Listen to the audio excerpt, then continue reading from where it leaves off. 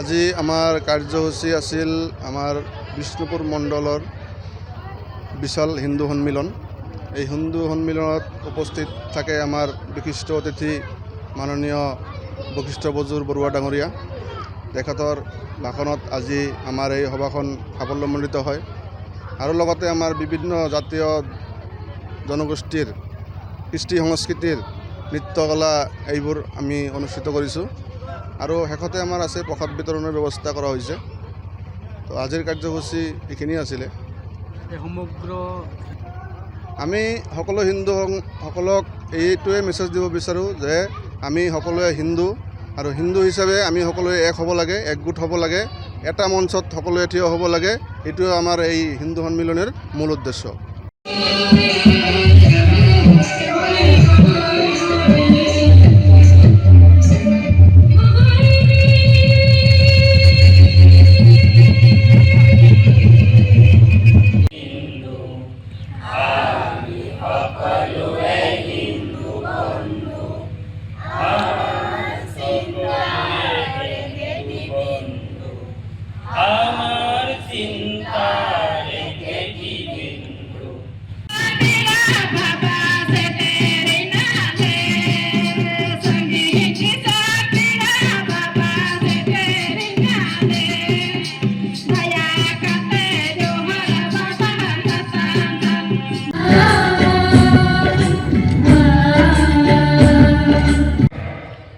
আমার মাতৃভূমি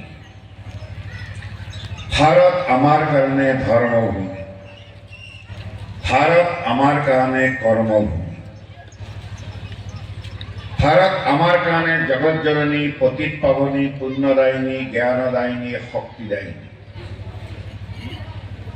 আর এই ভারতবর্ষর বুকুত, এই মার বুকুত আমি সন্তান হিসাবে জন্মগ্রহণ কৰিছো, আমি হিন্দু হিসাবে জন্মগ্ৰহণ কৰিছো, এয়া পৰম সৌভাগ্যৰ বিষয়।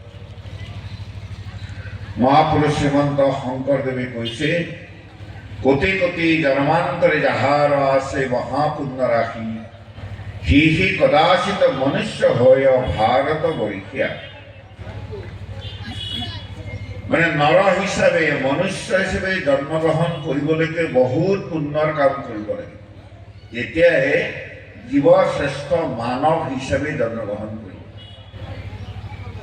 সকলোৱে মনুষ্য হিচাপে জন্মগ্ৰহণ কৰিব নোৱাৰে, অনেক কীট পতংগ পশু পক্ষী হিচাপে জন্মগ্ৰহণ কৰে, কিন্তু জীৱ শ্ৰেষ্ঠ মানৱ হিচাপে জন্মগ্ৰহণ কৰিব লাগে। তাৰ কাৰণে কৌটি কৌটি বছৰ পুণ্যৰ কাম কৰিব লাগিব। অৰ্থাৎ আমি সকলোৱে পূৰ্বজন্মত বহুত বহুত ভাল কাম কৰিছিলোঁ, যাৰ ফলত নৰ হিচাপে, মনুষ্য হিচাপে জন্মগ্ৰহণ কৰিব পাৰি।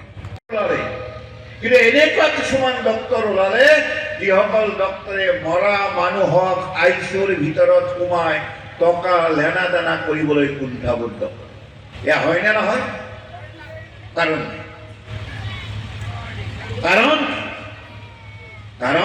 মই ডক্তৰ হোৱা মোৰ জীৱনৰ লক্ষ্য। টকা ঘটা মোৰ জীৱনৰ লক্ষ্য।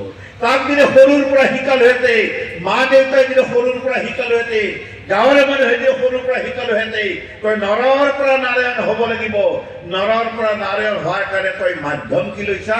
তই ডক্তৰ। তই ডক্তৰ কিহৰ কাৰণে হৈছা? নৰৰ পৰা নাৰায়ণ।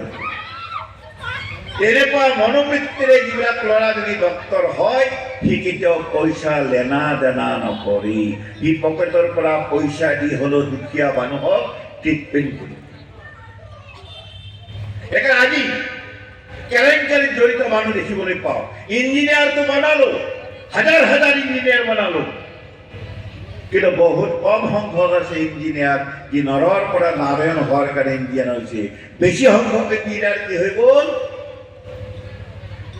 কণ্ট্ৰেক্টৰৰ লগত পইচাৰ কমিশ্যন দি কামটো ভালকৈ নকৰা। সেইকাৰণে মনুষ্য জীৱনৰ লক্ষ্য যিমান আৰম্ভণিতে ক'লো, নৰৰ পৰা নাৰায়ণ হ'ব লাগে। ডক্তৰ, ইঞ্জিনিয়াৰ, প্ৰফেচাৰ আদি সকলো লাগিব। এইবিলাক নৰৰ পৰা নাৰায়ণ হোৱাৰ এটা এটা মাধ্যম, ই জীৱন লক্ষ্য হ'ব নোৱাৰে। আৰু ঘৰলৈ উঠে আৰু আমি কান্দি কান্দি যেতিয়া মাৰ ওচৰত গৈছিলো, মায়ে কৈছিলে কি হ'ল? বোলে মোক মাৰিছে, কাণলৈ কৰিছে, তই কিবা বেয়া কাম কৰিছা, সেইকাৰণে তই শাস্তি দিয়ে।